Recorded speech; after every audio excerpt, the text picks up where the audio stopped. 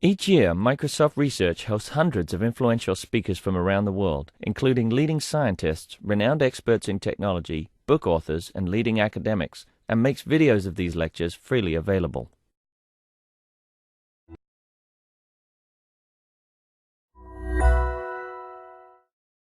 Well, it's a great pleasure to welcome Nicola from beautiful Siena, and he's going to speak to us about lottery auctions, and he's going to be spending a sabbatical here for the next few months in Cambridge.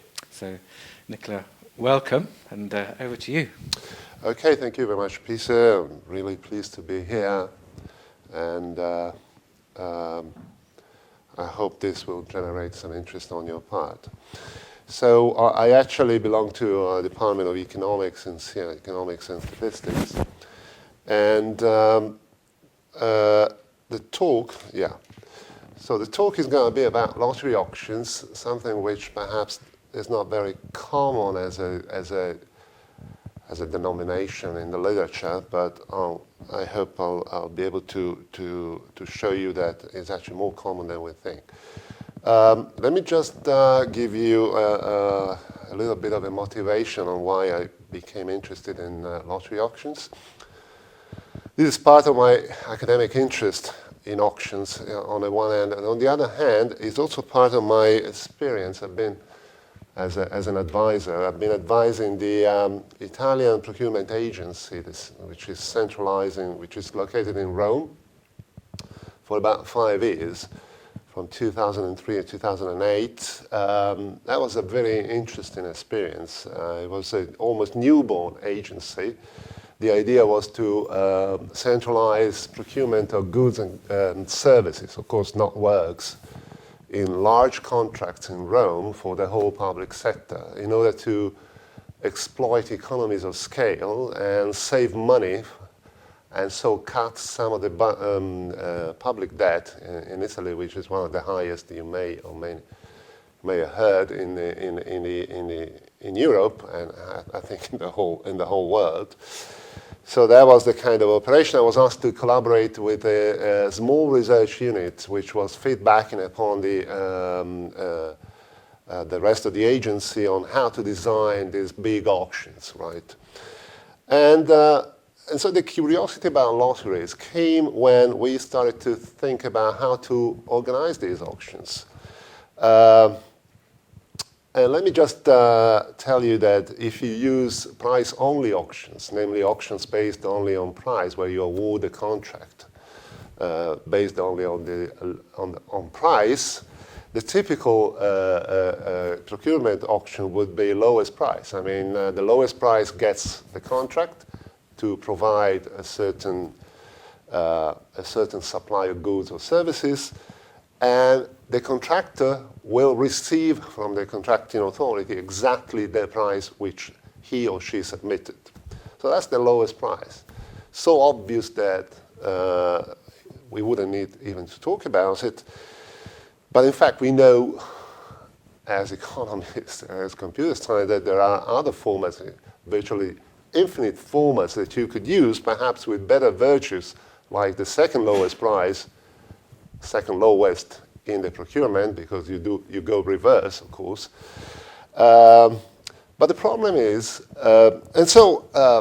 me and other 2 or 3 economists in the research unit started to talk with the legal guys, the legal people, saying, why don't we think about other formats? And they say, oh, no, that's too dangerous.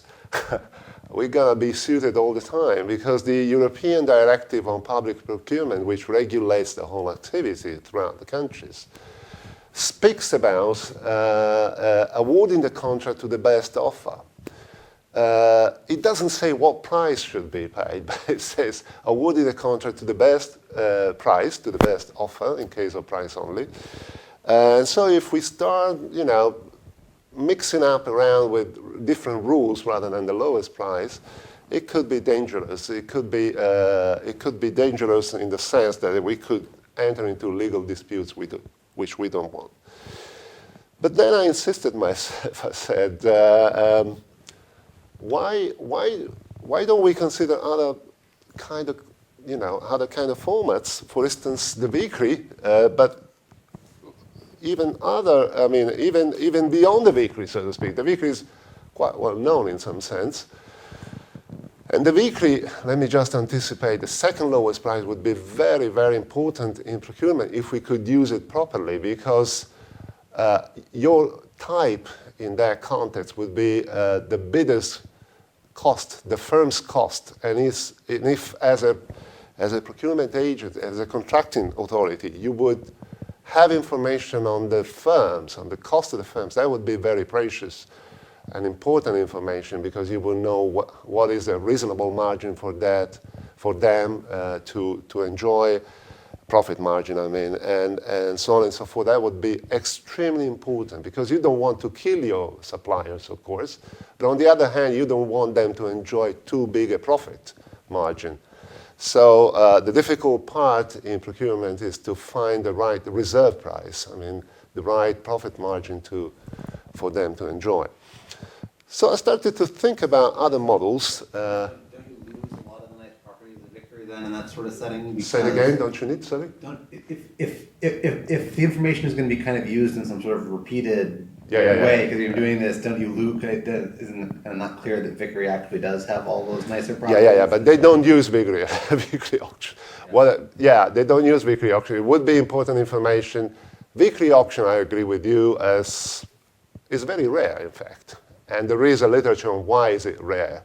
And one of the reasons why it is rare is its virtue. Namely, you naturally tend to say the truth there, namely to bid your costs, which is saying the truth. So it's kind of, I would myself have kind of mixed feelings about using Vickrey auctions, but perhaps on a single shot, you're right. In a repeated context, it would be different, because they would learn that they naturally reveal the truth, and perhaps at some point they wouldn't reveal the truth. But anyway, so we were just thinking about, different formats, etc.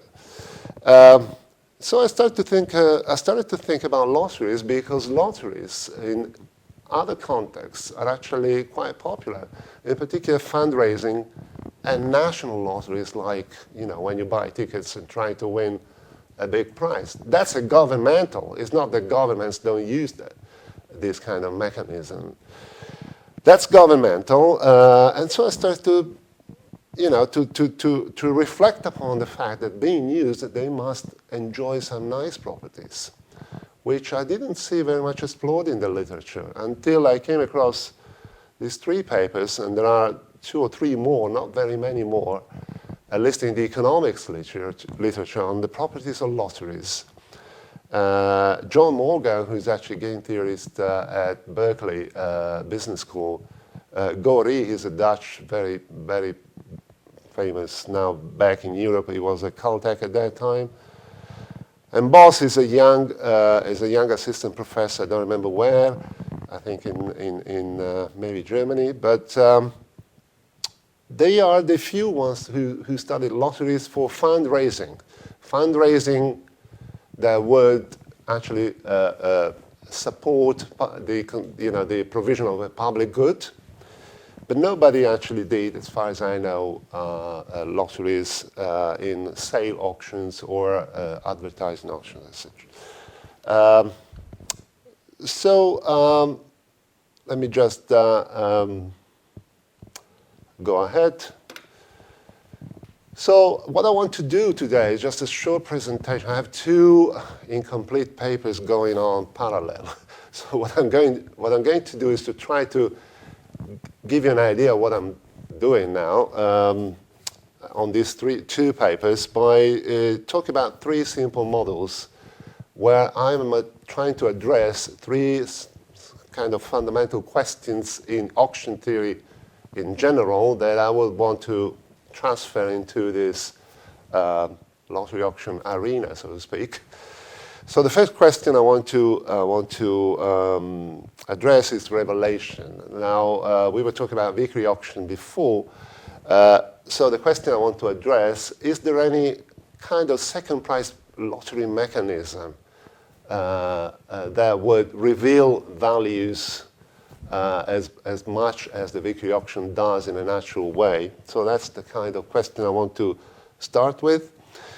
The second question could be even more important to some extent. Using lotteries, would you, as an auctioneer, obtain better results and higher revenues, in other words, than using more standard auctions, such as Vickrey or First Price? And third question is kind of a provoking question. Do lottery auctions always exist? And I'll show you what I mean in a Is there something non-standard about your setting that means revenue equivalence doesn't just apply for your second point? Say it again? What is special about your setting that revenue equivalence just doesn't make the answer no to your second question? Well, you'll see it. Okay. Okay, so revelation. And you see already that the title of this part is mirror revelation, because the kind of revelation that I'm going to discuss with you in the simple model that I imagine, simple second prize lottery model that I imagine. And you can imagine virtually infinite ways of second prize type of lottery models. The model that I imagine would give rise to a strange kind of revelation, but there would be revelation, and you would have a trade-off with respect to the kind of revelation you have in a standard Vickrey auction. So that's, I mean, these bullet points summarize the motivation behind. Is there any second prize form or lottery auction that would give rise to some kind of revelation? That's a kind of general question, not so precise as in Vickrey. So in other words, the main question is second prize, whatever that the mechanism, the second prize mechanism you're actually considering, revealing values in sort of different kind of fields or models. So is revelation intrinsic to second prize mechanism? And in particular, I want to investigate this in lottery type of models. But if you go a step further and you go here, you will immediately have a negative example, because second prize all pay auctions with complete information, so the simplest situation you can imagine, which is called war of attrition, provides you immediately with a negative example, namely bidding your own value is not even a Nash equilibrium in that model. Leave it alone, a weakly dominating strategy, as in Vickrey. So I was tenacious and addressed the question anyway to see whether in lotteries you can have. So what I'm going to present is a very simple model which was motivated by parallel work which I'm doing together with a former student of mine and now in the University of Bologna, Giulio Zanella. We actually modeled the Siena horse race, which is called the Palio. I'm not sure whether some of you have heard about this medieval race, which is going on for about 400 years now, almost continuously. We have a huge database there. I mean, in the municipal archives, that's very reliable. You can't cheat on that, because otherwise you would be punished by your opponents in Siena. But anyway, so we modeled that as a contest, in particular as a Tullock contest. Tullock is a buzzword here. Tullock is an economist who proposed a certain form of probability to model contest type of situations, and I'm actually going to use his proposal to model the probability with which you would win in this lottery auction that I'm going to discuss. And I'm going to consider a very simple setup with two bidders, just to get the insights, private value, complete information, not incomplete. Incomplete is kind of nasty, even with two players. And let me just anticipate the results before I go into the model.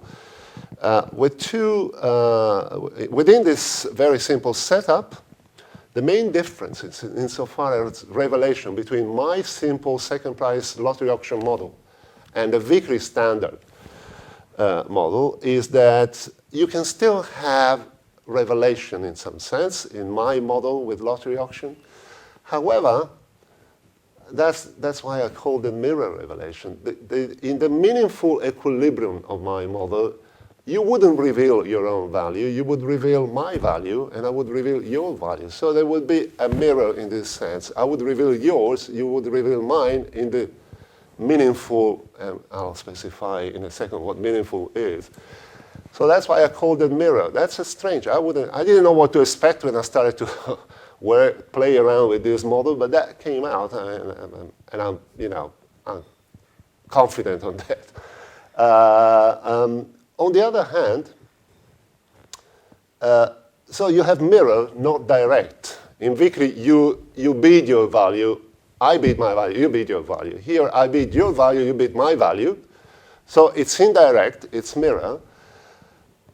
So if you want to use this model to have the players reveal their values in the model, in the game, then you would have to assume that they know each other's values. Of course, that's a strong assumption. Sometimes you don't even know your value.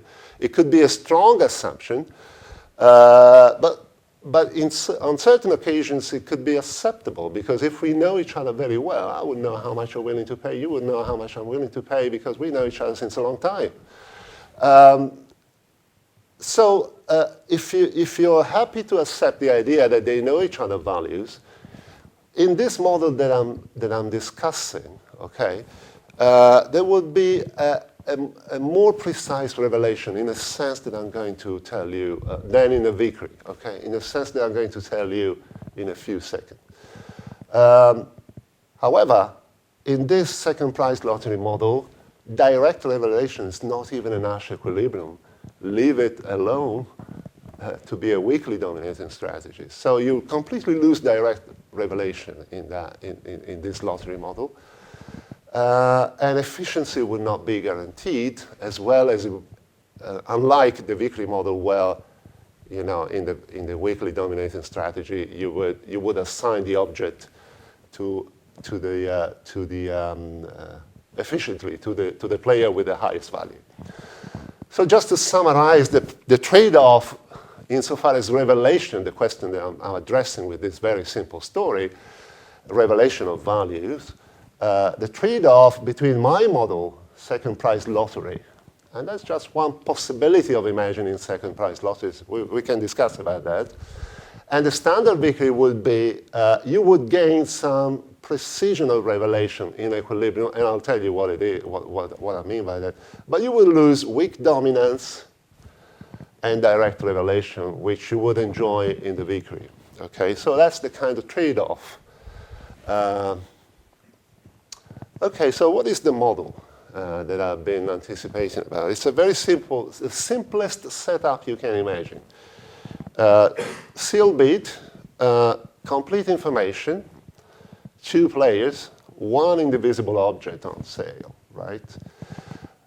These are the values of the 2 players. Having equality would trivialize everything. So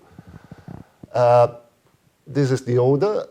This is an upper bound, which is common knowledge and plays a kind of crucial role here. So if there was infinity here, the whole story that I'm telling wouldn't work. So in applications, you can imagine perhaps that the auctioneer would impose the bid to be below a certain very high. It doesn't really matter how high. You have to impose, there must be an upper bound. So what is the mechanism? The mechanism is simple. It's like standard seal bid. I submit my bid in a sealed envelope. You submit your bid in a sealed envelope. The auctioneer would open the envelopes publicly and would open the envelopes and would look at prices. However, he would not assign the object at that point. That's where the lottery element comes. He would not assign the object at that point.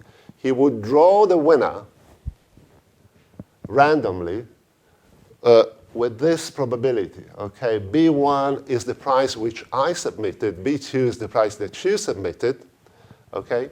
So that's the probability, that's the Tullock probability. In other words, you're going to be drawn as winner,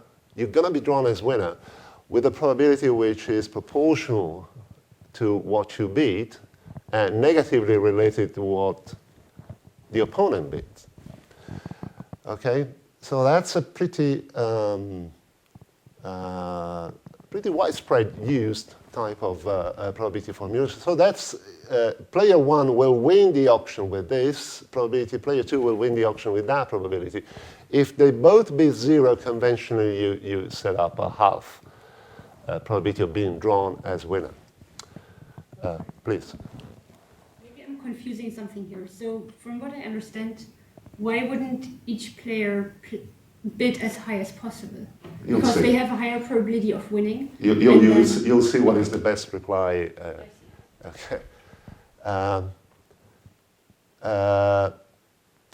So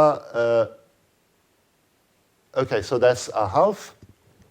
So I'm just reminding here where these forms come from.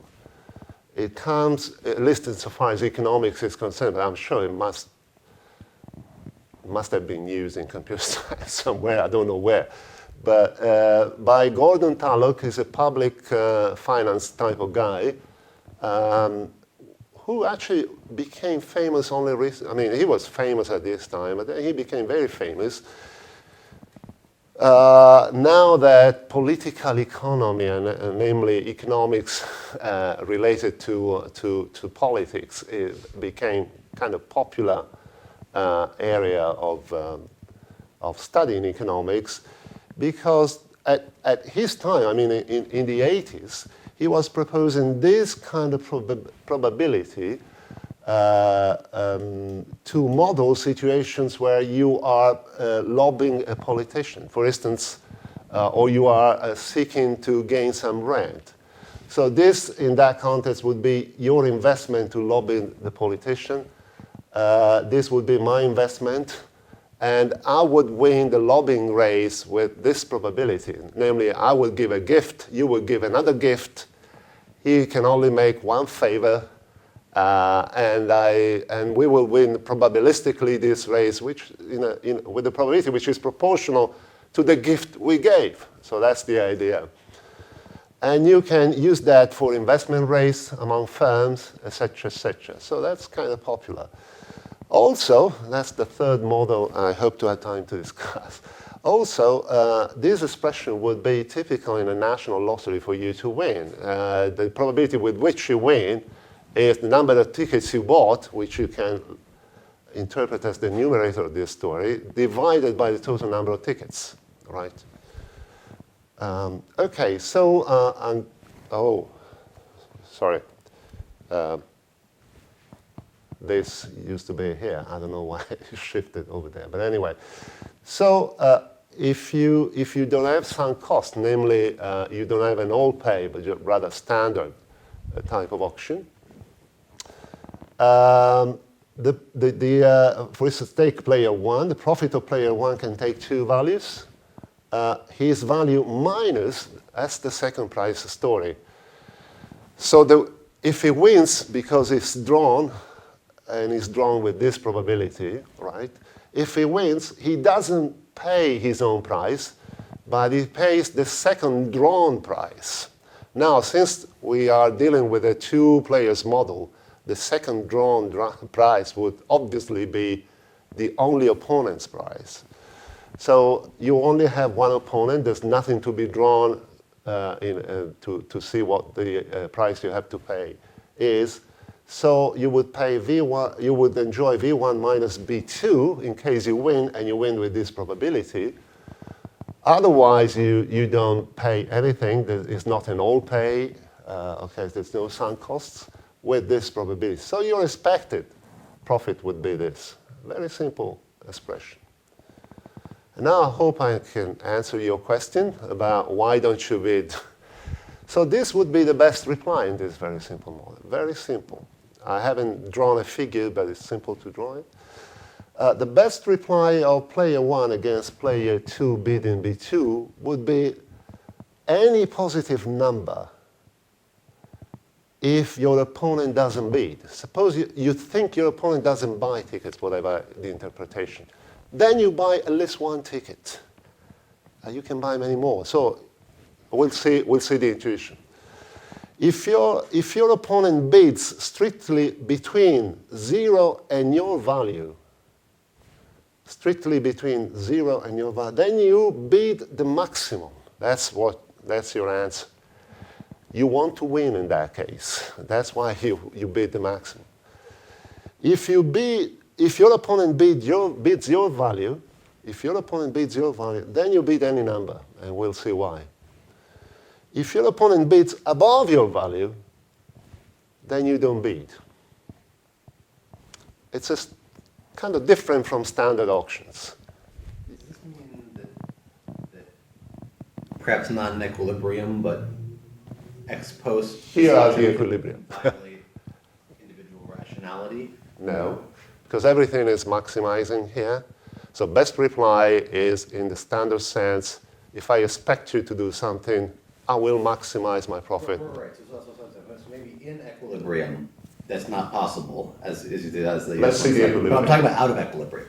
Out of equilibrium, anything is possible. What do you mean? So what would you say is possible out of equilibrium? So for example, it's not an equilibrium for both people to bid truthfully. In most auctions, however, if everyone bids truthfully, you're not going to violate individual rationality. But it looks like here you can violate individual rationality. It could be dangerous here to bid truthfully. And you'll see why when I want to interpret the intuition behind the equilibria. And in this equilibria, I find a mirror revelation story that I'm going to tell you about. So the equilibria of this game is made of 3 triples, right? The top and the third are actually symmetric, and I'll discuss only one of them. But the interesting one for us is this. You see, I bid yours, you bid mine, that's the mirror revelation.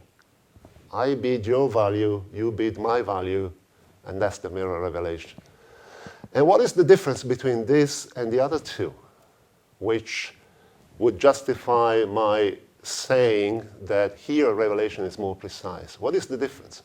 This is the only equilibrium where they bid positive prices. So if you as an auctioneer would observe, okay, this is a model, there's no reserve price. Suppose in practice this would be very low rather than 0. He would participate but with a very low price. If you observe that somebody is actually bidding the reserve price, which is very low, then you would realize that they're not revealing any value. It's only if they bid positive price, not necessarily close to the reserve price, that you immediately evince that they are revealing each other values. In the model, in informal terms, this is the only equilibrium where they bid positive price. So whenever you see positive prices, revelation is unambiguous. If you think about it, this is not in Vickrey. And I'm going to, because in Vickrey, it is true that in Vickrey, bidding truthfully is a weakly dominating strategy, which means you would never regret ex post to have bid your value. That's what it means, weakly dominating strategy.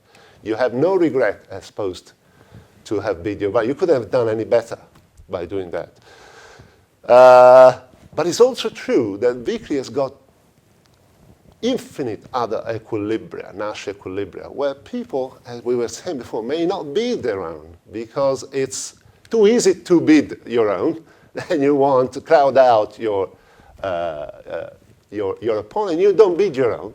So observing positive prices in a Vickrey auction, it doesn't necessarily mean that you are extracting their values unless you assume that every time they play the weakly dominating strategy, which normally we do in the literature. In the literature, when you analyze the expected value or whatever of the Vickrey auction, you assume that they play the weakly dominating strategy, they bid truthfully. But in real life, they may not. So you may get garbled, so to speak, or crowded out by the fact that they may play another equilibrium in the Vickrey, which is kind of unnatural, but still existing. So what is the intuition behind these two equilibria? That's the feature of this kind of model, of this kind of lottery model. Look at this equilibrium, okay? You don't bid, I bid above your value, okay? Why is this an equilibrium? Well, suppose you are player 2, and you expect me to bid above your value, okay? So what do you want to do? You don't want to win. Because what does it mean not to win? What does it mean to win? To win means that you're randomly drawn as winner, and then you would have to pay a price which is above your value, which is B1. So certainly you don't want to win, okay? And now in this model, unlike standard models, for you to be sure not to win, it's not enough to bid below your opponent, because you can still be drawn as winner even if you're below. You have lower probability to be drawn, but you can still be drawn with positive probability. You have to bid 0. To be sure not to win, you don't have to bid, basically. That's the difference with respect to standard auctions. It's not enough to bid below. You have to not to participate in some sense, or almost not to participate. You have to reduce as much as possible your probability of being drawn as winner. Because if you win, you have to pay this price, which is above your value, and you make negative profits. So that's why. So if you expect this, you would bid this. And vice versa, if you expect player 2 not to bid, then you certainly want to win. And you bid above his value to discourage him to outbid you, so to speak. And the same is here, symmetrically. But the interesting part for us is this revelation. Why is this an equilibrium? Well, if I expect you to bid my value, if player 1 expects 2 to bid V1, right? He will get 0 profit. Think about it. He will get 0 profit whether he wins or he loses. Because if he wins and is drawn as winner, he would have to pay V1, and so his profit would be V1 minus V1 equal to 0. If he's not drawn as winner, he would have 0 profit anyway. So whatever he bids, he would have 0 profit. So any bid is best reply, included bidding the opponent value, and vice versa. So that's the equilibrium. And it's the only equilibrium with positive prices. So it would be a precise revelation in this sense of the values. We call this mirror revelation. I just want to make a few other sort of comments on this. These equilibria are also equilibria in the standard Vickrey auction. So they don't come out of the hat like a rabbit. They're there already.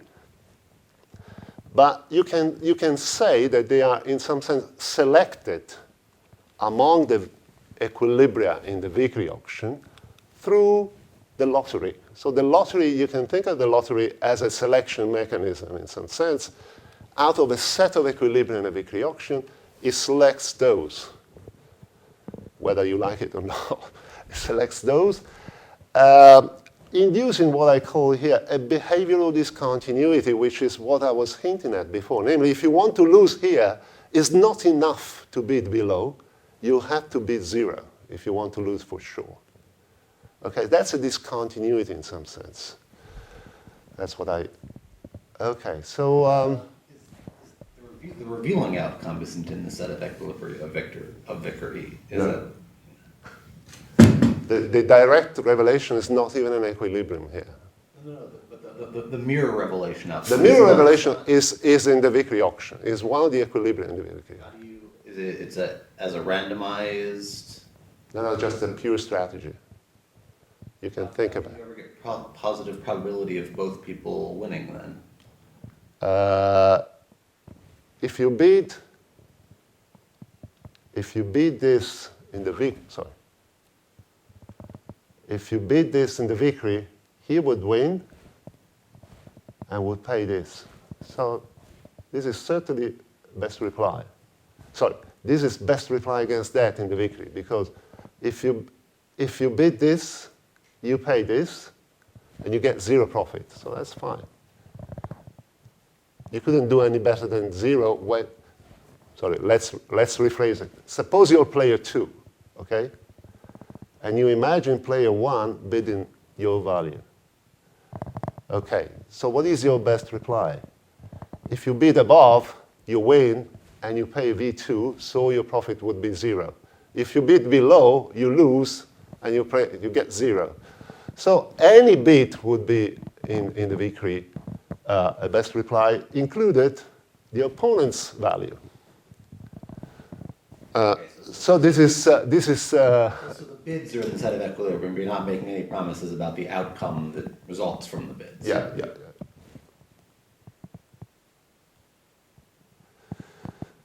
Now, the result goes through with more general forms of probability for the lottery with which the winner is actually drawn, as long as it's positively related to his own bid and negatively related to the opponent's bid. So it is not conditional upon the particular form of the Tullock probability. It's just any other probability with which those properties are maintained would do. Now, let me just make a short observation. Why should the auctioneer care about complicating his own life this much? Why shouldn't he use Vickrey? Okay, let's compare the revenue of the auctioneer in the 2 revealing equilibria. So the direct revelation equilibrium in Vickrey versus the mirror revelation in my model. In the mirror revelation equilibrium, the auctioneer will get this much expected profit. In the direct revelation equilibrium in the Vickrey, he will get the second highest value, of course, because you bid your own value, and so the second highest value would be the revenue of the auctioneer, and this is larger than that. This is larger than that. So if you confine yourself to comparing the mirror revelation in this second prize lottery auction with the standard revenue with the revenue in a standard Vickrey auction, the lottery would dominate in these 2 revealing equilibria, would dominate the Vickrey. Why is this so? Because you have a positive probability of getting V1, which you wouldn't have in the Vickrey. So that's why, on average, you get more. Now, I have a conjecture here. That's a nasty thing. So the question that I address here, would it be possible to have positive prices which are not in pure strategies, but rather in randomized strategy, mixed strategy, Nash equilibria, that would not reveal? The answer is conjectural for now, because I've done simulation. I mean, to have a closed form of this, it's more complicated than I thought. But, I mean, no simulation that I ran gave me a yes. So there's no way to get confused. So what happens with n players? Let me just go through briefly. So suppose you have n players now. Now, you see the second prize mechanism more explicitly because you don't have just a single opponent, but a bunch of opponents, right? So player I now will have a profit function which is structured in this way. If he wins, and he wins with this probability, composed probability, he will get this. So in other words, he will get VI minus BK where K is one of his opponents, a bid of one of his opponents. If he is drawn as winner, and he would be drawn as winner with this probability, and on top of it, and then you exclude the winner from the second draw to determine the price, the price he would be paid would be BK with this probability, which is BK over the total of the bids minus the winner bid. So it's a compound probability, okay? So the mechanism, let me just, to make it precise, to be clear, this second price mechanism that I'm imagining here is not the second highest price among the opponents. It's the second draw that determines what price you're going to pay. So the first draw will determine the winner. Then you exclude the bid of the winner, redraw again, that will determine the price. So you can get any price with any K price, except the one for the winner, with this probability. So the expected profit will get a similar expression. Here, before you had V1 minus B2, now you have VI minus the expected bids of your opponents. So this expression here, EB minus I, is the expected bids of your opponents. The best reply has got a similar structure, except that rather than B2, you have the expected bid of your opponents. And we have this very simple proposition. You have mirror revelation equilibria here, where the revelation is made by the expected bids of your opponents. And you can prove it exists. The problem with n players is that you may have some mirror revelation equilibrium where some zeros now can appear. So there could be ambiguity in revelation, but there is another conjecture that says in the complete information with n players, an equilibrium profile of bids is a mirror revelation equilibrium if and only if it doesn't contain the maximum. Okay? So if you observe a bunch of bids as an auctioneer and no V bar is there, that is a mirror revelation equilibrium. So the average bid of player I's opponent will tell you the value of player I's opponent. It's a complicated story, but that's what it is. Okay, let me, so how much time have I got? 10 minutes. I have to rush. Second point I want to address. Can I get higher revenue in lottery auctions? Answer, yes, in an even simpler story. So consider again the same model that I just explored in a more standard way. Namely, you're drawn as winner with this probability. Okay. However, you don't pay the second drawn price, but you pay your own price. So if I'm drawn as winner and I bid 10, I'm going to pay 10. That's a much more common model used in the literature. Okay? You can look at this very nice survey on contests and lottery by Kai Conrad. He's also a public economist who did a lot of work in the field using the Tullock probability to model political contests and economic contests. So rather than having B2 here, you have B1. Now, this model is quite well known in the literature when the two players have the same value. But here, I want to play around with different values, V1 and V2.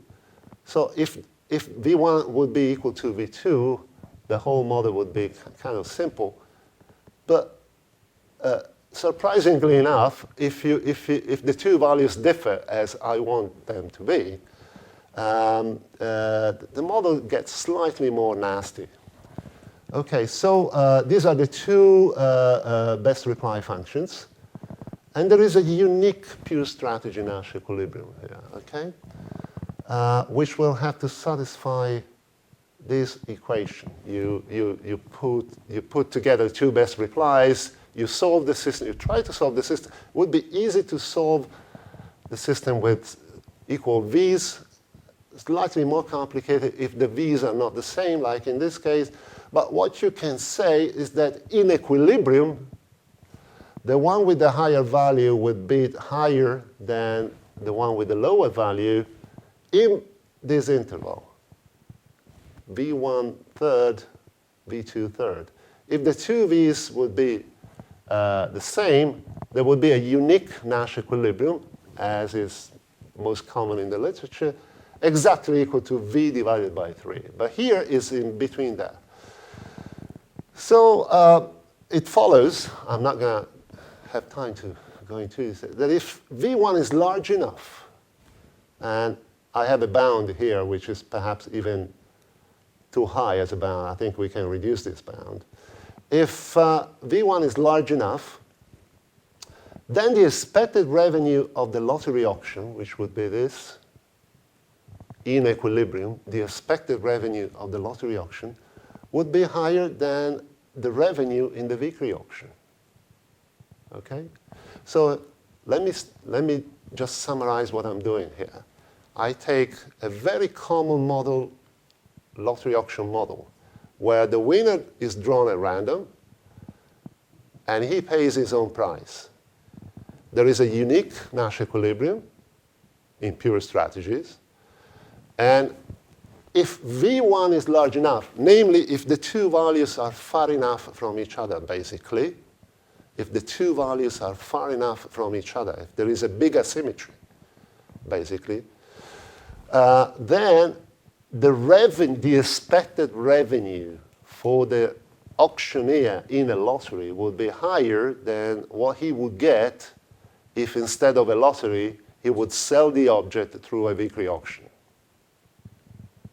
Okay? So there is room for revenue improvement, at least at this basic complete information level. Okay? So that's the second point I wanted to address. And now the last point, I'm just carrying over quickly, because there's another seminar in 5 minutes. But this is kind of intriguing. We often say, why do we buy a ticket for a lottery, right? And there's no point in buying a ticket. And yet, lots of people buy tickets. And lots of money is actually transacted through lotteries. So I'm addressing this question. Why national type of lotteries exist? What do I mean by national type of lotteries? I mean to consider lotteries which, unlike standard lotteries where you, as a bidder, you enter the lottery having in mind your value, okay, you know how much you're willing to pay at most. So you know, in some sense, your price in that lottery. In a national lottery, often, not always, often, the prize you're going to get is actually proportional to the total amount of money raised by the agency that organizes the lottery. Right? So it's proportional to the total investment made by the bidders. So in the national lottery, prizes, namely your value, is endogenously determined, namely determined by the bids. So you don't enter the auction knowing how much is going to be the price. The price would often depend upon how much money has been raised by the organizer. So just think about this simple model, right? So suppose you buy tickets. Your player I, you buy TI tickets. Each ticket costs P pounds. So you're going to invest this much amount of money, which I call L for lottery. Okay, so suppose the organizer uses the money raised to give prizes. And he would give prizes, two prizes in this simple model. He would give a share of the money raised, which is alpha 1, to the first prize, and a share of the money raised, which is alpha 2, to the second prize. And of course, alpha 1 would be higher than alpha 2, because this is first, this is second prize. But he would have to get some profits. So the sum of the shares cannot be 1. He would retain some money as an organizer.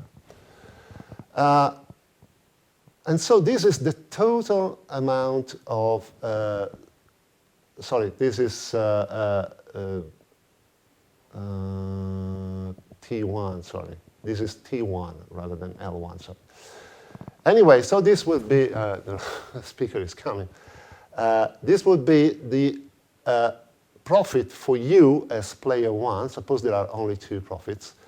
You will get both prizes with this probability. You will get the highest prize with this probability. You will get the second highest prize with this probability. You wouldn't get any prize with this probability.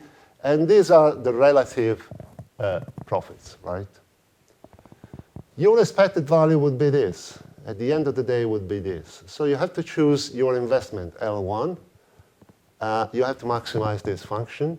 And to maximize this function is L1 equals 0.